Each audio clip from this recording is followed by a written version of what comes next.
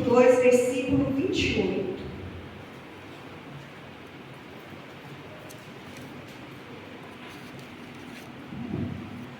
Primeiro livro do profeta Samuel, capítulo 2, versículo 28. Deixa marcadinho e já localiza aí o livro de 2 Crônicas, capítulo 26, versículo 16. Segundo livro das Crônicas, capítulo 26, versículo 16. Quero glorificar a Deus enquanto você localiza aí, glorificar o Senhor por essa oportunidade. Pastor Kleber entrou em contato, ele não está aqui hoje, mas eu quero glorificar a Deus pela vida dele, pela vida do irmão que dirigiu o culto, o irmão que orou, e todo o corpo de obreiros, pela confiança. Deus abençoe a cada um. 1 Samuel, primeiro livro do profeta Samuel, capítulo 2, versículo 28, diz assim: Escolhi seus antepassados dentre todas as tribos de Israel, para serem meus sacerdotes, oferecerem sacrifícios sobre meu altar, queimarem incenso e usarem o colete sacerdotal em minha presença. Além disso, designei as ofertas queimadas dos israelitas a vocês, sacerdotes.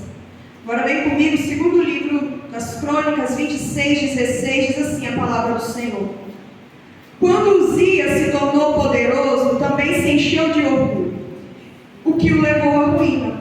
Pecou contra seu Senhor, seu Deus, ao entrar no santuário do templo do Senhor para queimar incenso no altar de incenso. Amém? Se assenta nessa noite glorificando o nome do Senhor.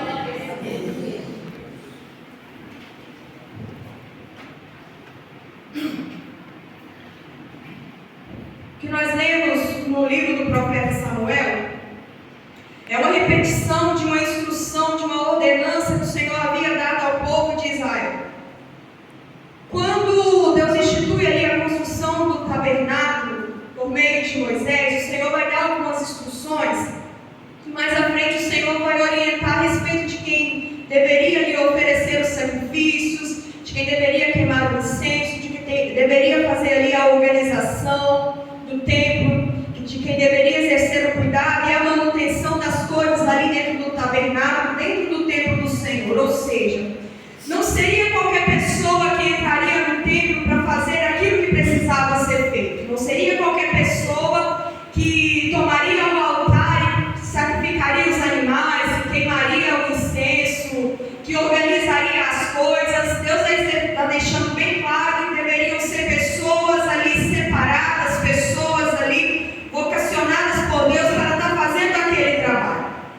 Quando a gente vê em 2 Crônicas, esse versículo que a gente leu, versículo 16, no capítulo 26, nós estamos vendo um rei, que era rei, fazendo o ofício que deveria ser feito por um sacerdote. Por mais que a intenção dele fosse fazer o certo, porém ele não era designado para tal função, a história vai contar algo que aconteceu com ele que a gente vai ver logo mais à frente. Mas olhando para a história do rei Uzias, a gente toma como parâmetro que o temor do Senhor tem que servir de base para o nosso comportamento. A palavra de Deus é o nosso único manual de fé e prática. Esse rei, no versículo 16, quando ele vai entrar no templo para poder ali queimar o incenso diante do altar do Senhor, por ser rei do povo de Deus, entende-se que ele conhecia a lei, conhecia as regras, conhecia, sabia do que podia, do que não podia, e ainda assim ele vai e faz algo que desagrada ao Senhor. Mesmo que alguém olhasse de fora, poderia ser ali uma atitude até aceitável. Ora, o rei entrou lá no templo e está queimando incenso. Se queimar incenso era algo certo, olhar o rei queimando incenso poderia ser tido como certo. Porém, essa atitude do rei, você vai entender mais à frente, revela na vida dele a falta de temor com os parâmetros que Deus havia estabelecido. Revela na vida dele uma prática que vai entristecer e trazer para a vida dele a ira de Deus sobre ele. Começando aqui, quando a gente vai no versículo 16, e a gente vê Uzias fazendo a ação que ele teve, que foi queimar o incenso diante do altar do Senhor, pegar o incensário para queimar o incenso, a gente vê uma falta de reverência, de temor e de princípio espiritual. Primeiro, por que falta de reverência? Porque o altar do Senhor não era qualquer coisa. Então não dava para mexer no altar do Senhor de qualquer maneira. E aí ele começa a fazer algo ali, desobedecendo o Senhor. Ora, se Deus havia falado, instruído que somente o sacerdote deveria queimar incenso diante do altar, se o rei não foi designado, se o rei não foi ali ungido para tal ação, se ele está fazendo algo que era para o sacerdote fazer, que Deus disse que uma pessoa específica ia fazer, o fato dele fazer o que ele não devia fazer, recai sobre ele a falta de reverência. Segundo, a falta de temor. O que leva uma pessoa a obedecer à ordem de Deus? O que leva uma pessoa a andar em obediência diante de Deus? O que leva uma pessoa a viver em santidade diante de Deus? A principal coisa é o temor. O rei ter feito algo contrário à vontade de Deus, o rei ter desobedecido uma lei, uma ordenança de Deus, revela que no coração dele já não existia mais temor. É por falta de temor que a gente diz adorar a Deus quando o coração está preso em outras coisas. É pela falta de temor que a gente peca e o coração não entristece e a gente não se arrepende. É diante de uma falta de temor que a gente faz o que desagrada a Deus e continua fazendo como se não fosse nada. É pela falta de temor que a gente deixa de dar testemunho de servo e filho de Deus. É pela falta de temor que a gente toca no sagrado como se fosse uma coisa banal e comum. É pela falta de temor que a gente deixa de levar a sério aquilo que Deus cobra que seja levado a sério. Então o rei, desobedecendo a ordem de Deus e tomando lugar de fazer aquilo que só o sacerdote podia fazer, evidencia a falta de temor no coração desse rei. Não era qualquer rei. E quando a gente começar a aprofundar na história dele, a gente vai ver grandes coisas que ele fez nesse período, grandes lugares que o reino dele alcançou, grandes coisas que ele construiu. Não era qualquer rei. E ele até começou legal. A Bíblia diz que os pais dele fizeram o que era reto aos olhos do Senhor, que ele começou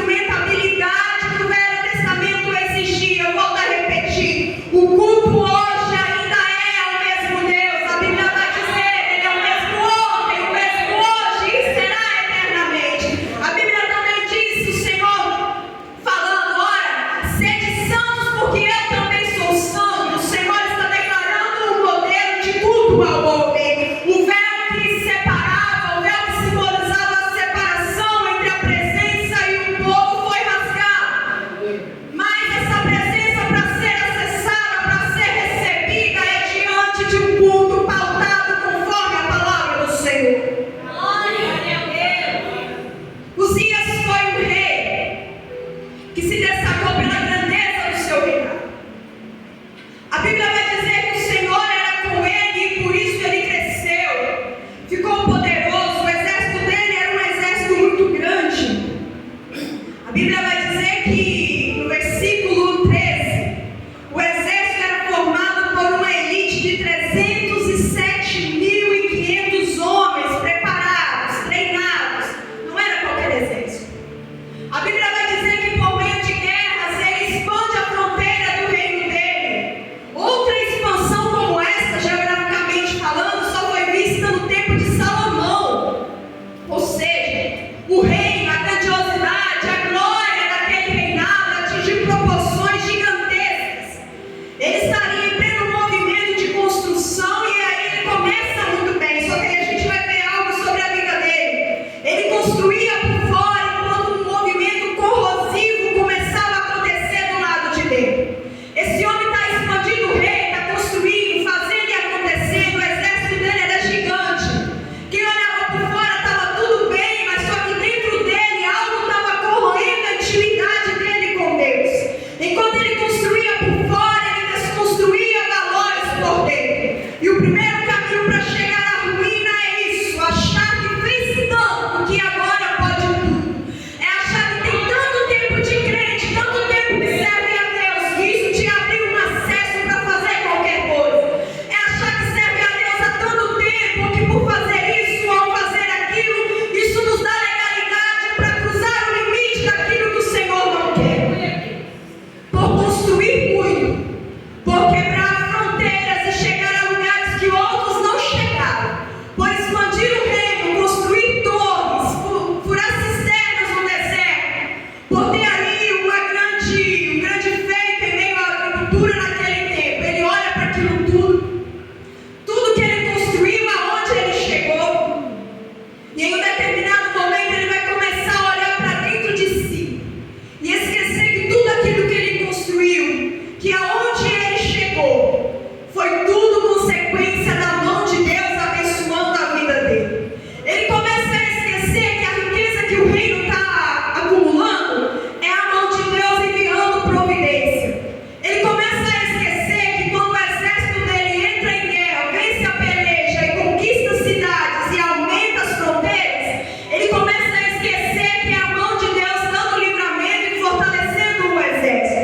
Ele começa a esquecer que ele está vivo e está bem de saúde, é porque o Senhor está mantendo a vida dele. Ele começa a esquecer que aquela agricultura, o plantio que ele está fazendo, está indo bem, ele está colhendo, só que ele esquece que é a mão do Senhor que está abençoando a terra.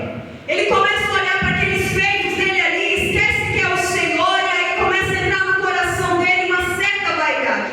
Ele começa a olhar para aquilo e a ver somente ele, e aí quem sabe ele pensa: olha, se eu já fiz tudo isso, o que eu não posso fazer? Ele começa a olhar para aquilo ali e achar e a entender que tudo foi feito pelas mãos dele. E a vaidade vai crescendo dentro do coração dele. Ele começa já a se sentir autossuficiente. Ele esquece da dependência que ele tem de Deus. E o coração dele vai se afastando do Senhor. E aí tem um conselho em Provérbios 4:23, e a Bíblia vai dizer: sobre tudo que se deve guardar, guarda o teu coração. Enquanto o teu coração estiver centralizado em adorar ao Senhor, enquanto o teu coração estiver entregue na presença do Senhor, você consegue caminhar com Cristo, mas a partir do momento que se abre uma brecha para a vaidade, uma brecha para a mentira, uma brecha para o desânimo, uma brecha para o esfriamento, uma brecha ali para um engano, é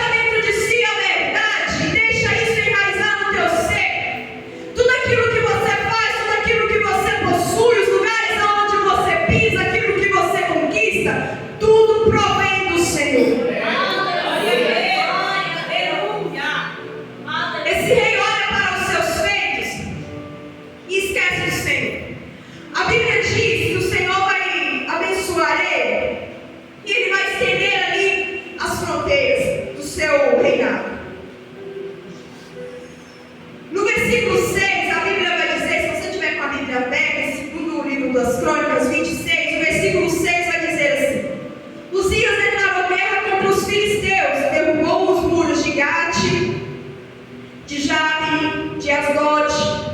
Ele construiu novas cidades na região de Asdod e em outras partes da Fenícia. Veja, ele declara guerra e esse homem vence. A Bíblia diz que ele derruba os muros dessas cidades, e não eram qualquer cidades, não eram qualquer soldados. Eram cidades fortificadas. Naquela época os exércitos eram bem preparados, as guerras eram ali terríveis. E ele vai vencendo e derrubando muros. E conforme ele vive lá fora, derrubando muros, conquistando o reino, passando dos limites lá fora, ele começa a achar que dentro da casa do Senhor ele também pode quebrar muros, ele também pode ultrapassar limites, ele também pode fazer o que der na cabeça. Só que o que ele esquece é que as coisas sagradas são acessadas pela reverência e pela obediência. Ele entra dentro do templo no versículo 16, quebrando o muro da obediência, fazendo o que ele não deveria fazer. Quem sabe olhando para dentro de si, ele pensa assim: olha, se eu já quebrei muro de cidades fortificadas, por que eu não posso fazer isso dentro do templo? Se eu já fui e venci exércitos lá fora, venci cidades, tomei reinos, por que eu não posso quebrar esse muro aqui dentro e fazer o que o sacerdote faz? Só que as coisas sagradas são acessadas primeiro pela reverência. Tem jeito de chegar diante do Senhor. Segundo, pela obediência. Não é quebrando regras, não é infringindo os mandamentos, nem quebrando ali o que o Senhor estabeleceu. E ele continua quebrando os muros e expande ali os seus domínios. A Bíblia vai dizer até o Egito. Ele aumenta o seu reino, vai tomando novos territórios, as fronteiras ali vão se alargando e de repente ele já está pertinho do Egito. Outrora os seus vizinhos ali eram Gade, Jabne, Asdod, e agora ele já está chegando perto do Egito, é o seu novo vizinho. E quando a gente olha para ele quebrando essa regra de oferecer ali, de pegar um incensário para queimar o incenso dentro do templo, talvez alguém se perguntasse de onde ele tirou essa ideia. Porque em Israel a lei era muito clara. A função dos reis era guerrear, era governar, era cuidar do reino. E Deus foi muito claro que para as coisas do templo era separado ali o sacerdote. Só que quando a Bíblia diz que o limite da fronteira já está chegando perto do Egito e a gente vai olhar para a cultura egípcia, a gente vê ali Faraó fazendo as duas funções. Faraó ali, tanto ele governa, tanto ele guia, quanto ele rege o reino, e ao mesmo tempo ele ali começa a servir como sacerdote. Só que Uzias esqueceu que Faraó está fazendo isso, mas o Deus que Faraó serve é um Deus feito pelas mãos de homens, um Deus que não fala, que não ouve, que não vê, um Deus que não tem vida própria, mas que é manuseado, levado para lá e para cá pelas mãos de homens. Ao contrário, o Deus de Uzias é um Deus vivo, um Deus que fala, um Deus que ouve, um Deus que guerreia, é um Deus santo e ele não aceita as coisas serem feitas de qualquer maneira. Só que, olhando para o comportamento de Faraó, Uzias acha aquilo interessante e quer fazer do mesmo jeito. Quando o Senhor tirou Israel do Egito, o povo já estava ali há mais de 400 anos, servindo ali como escravo, oprimido por Faraó. O Senhor tira, leva eles para a terra prometida, para bem longe, para o deserto, a outra geração entra na terra prometida. O Senhor ali está delimitando uma certa distância do Egito, para que o povo não se comportasse, não vivesse, não andasse, não fizesse as coisas que o Egito fazia. Entenda que quando a Bíblia vai falar a respeito do Egito, ela caracteriza uma ilustração a respeito do mundo. O Senhor tira Israel do Egito. É como se eu dissesse: o Senhor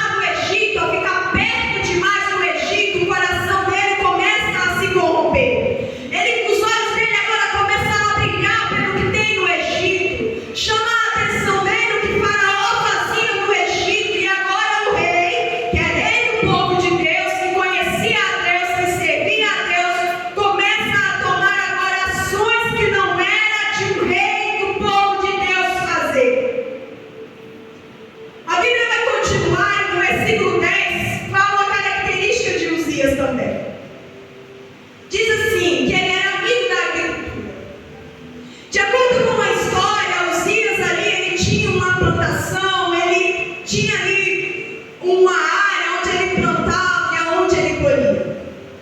E o interessante é que mesmo esse homem, conhecendo a Deus, conhecendo o templo e conhecendo a lei da semeadura, porque ele era amigo da agricultura, ou seja, quando a Bíblia diz isso, quer dizer de uma certa proximidade, um certo comportamento, era uma característica que fazia parte da vida dele, mexer com a agricultura.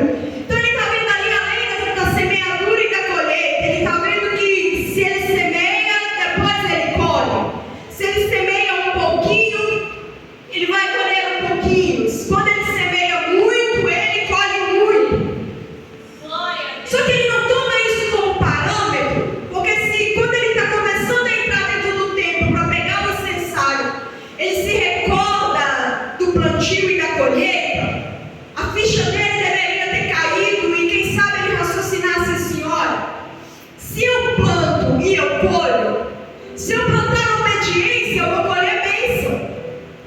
Mas se eu plantar essa desobediência, eu vou colher maldição, vou colher correção. Só que nesse momento ele não se dá conta, ou quem sabe um devaneio na mente dele, por algum motivo, ele vai achar que é exceção. Talvez por se achar um rei muito bom, de um reinado muito grande, ele se colocou como exceção. Ou seja, quem sabe ele pensou: se desobedecer vai ser punido por Deus. Se desobedecer vai atrair a ira de Deus. Mas naquele momento, quem sabe ele se pensou como uma exceção. Alguém que poderia fazer o que desse na cabeça e que não ia acontecer nada. Só que, para a lei do plantio e da colheita, não existe exceção. A Bíblia não apresenta exceção. A Bíblia só vai ser pontual e dizer: Deus não deixe escarnecer. Aquilo que o homem plantar, certamente ceifará. Toda palavra e toda ação que a gente pratica é uma semente lançada. E a colheita ali vai depender do que a gente fala, de como a gente age. E a lei é muito clara, não tem exceção. Todo plantio ele vai gerar uma colheita. Uzias está no versículo 16, plantando ali uma desobediência. Ele está infringindo uma lei diante do altar do Senhor. E logo mais à frente a gente vai ver a consequência disso. Continuando a história desse rei, no versículo 15, a Bíblia vai dizer que ele construiu máquinas de guerra. Ele era inovador, um rei inteligentíssimo, que construía, fabricava, preparava aquilo que era necessário. A Bíblia diz que ele fabrica essas máquinas de guerra, e ali todo mundo que olhasse para o reino dele do lado de fora ia ver uma marca de inovação. A mentalidade dele era inovadora. Esse rei sabia administrar, esse rei sabia criar, esse rei sabia inventar, ele sabia produzir. Era um rei muito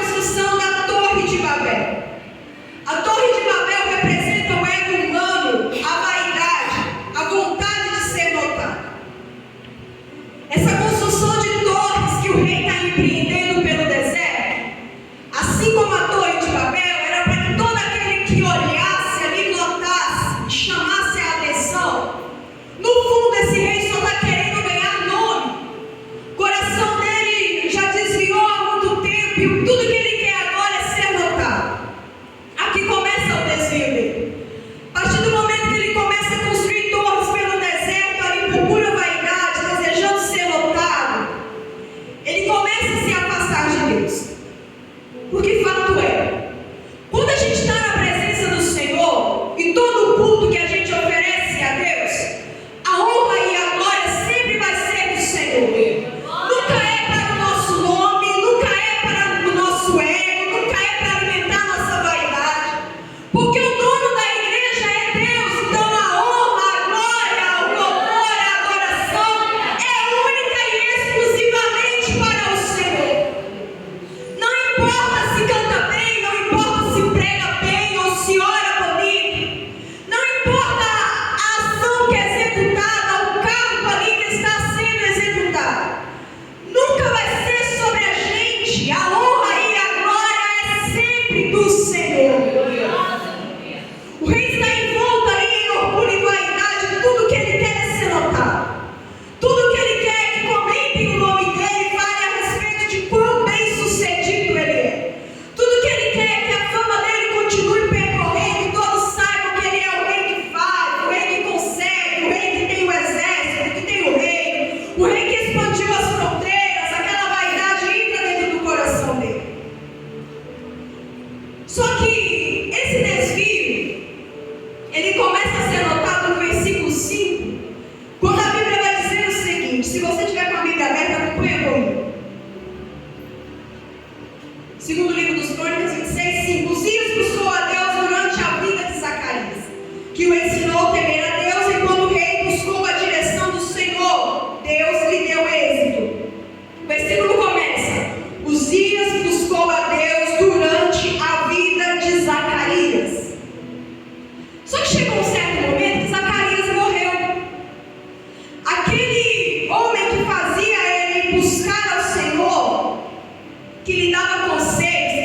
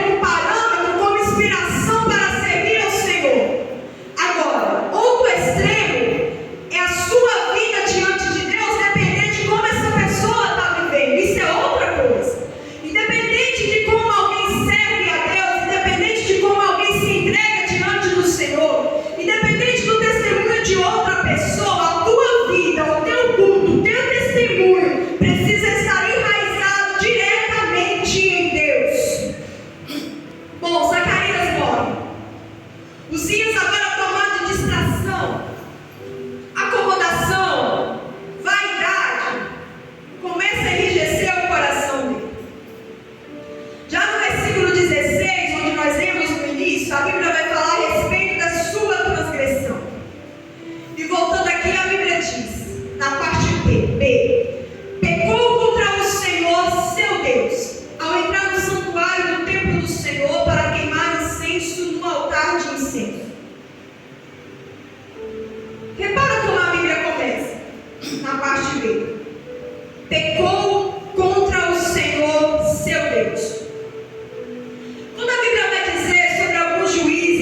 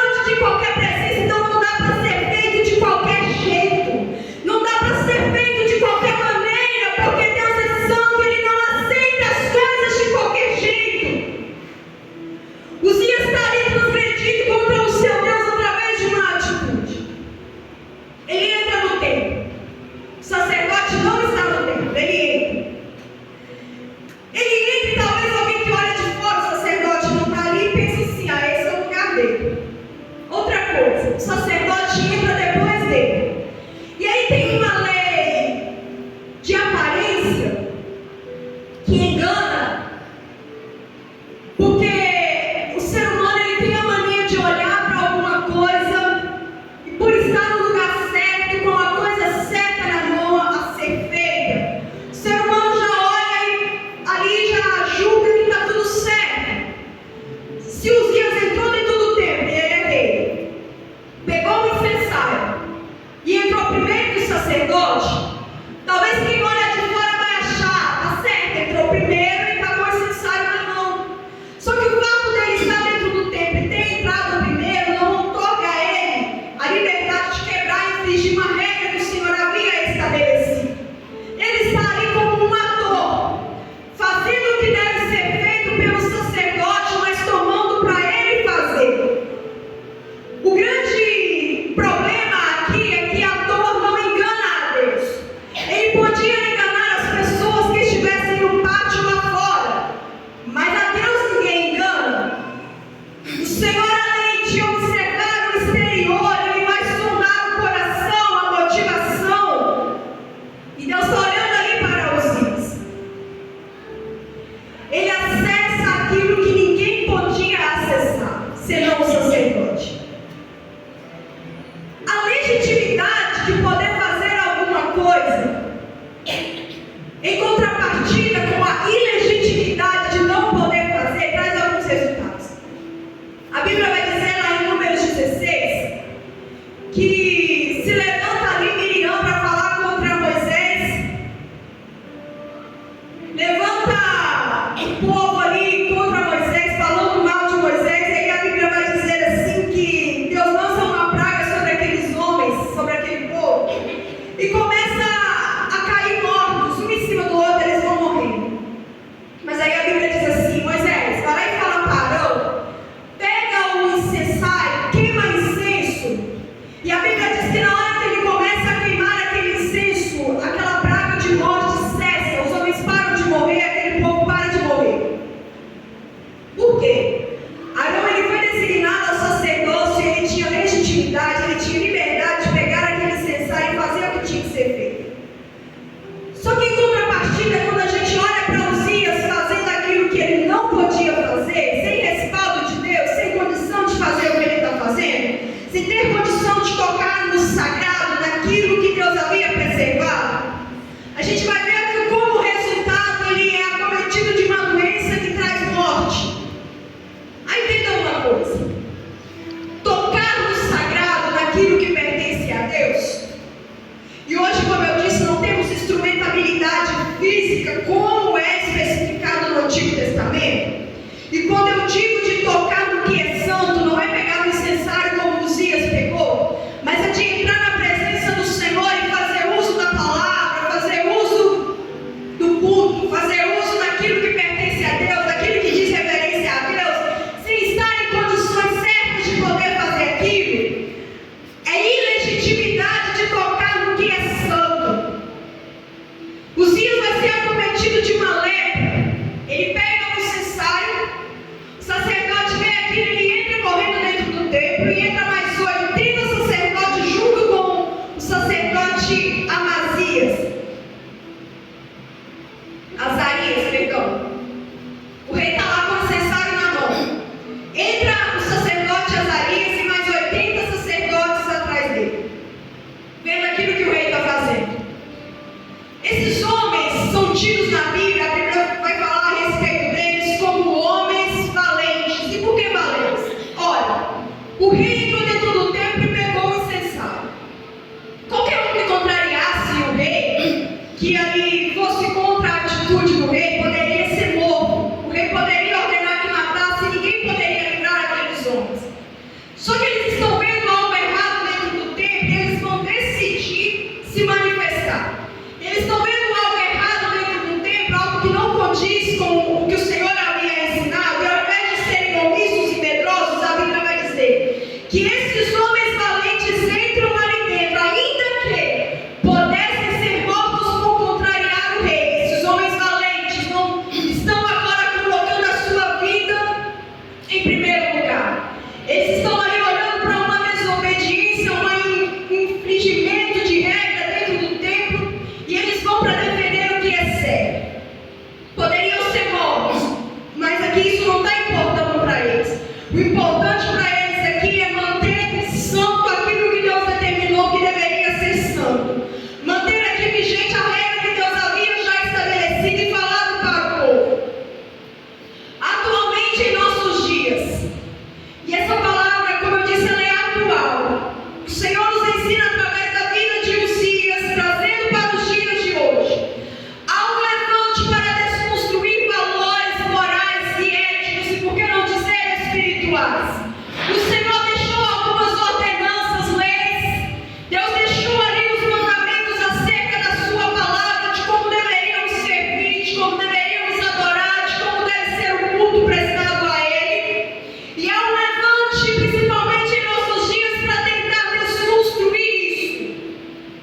E qual que é o papel da igreja nos dias de hoje? Dois extremos. Primeiro, ou a igreja se cala, se omite, concorda e permite e aceita aquilo que esse levante maligno, nascido de um plano idealizado no inferno, tem se levantado para desconstruir a característica de um culto a Deus. Ou a gente aceita isso, vive na omissão, ou a gente se levanta e começa em nome do Senhor a proclamar aquilo que agrada a Deus.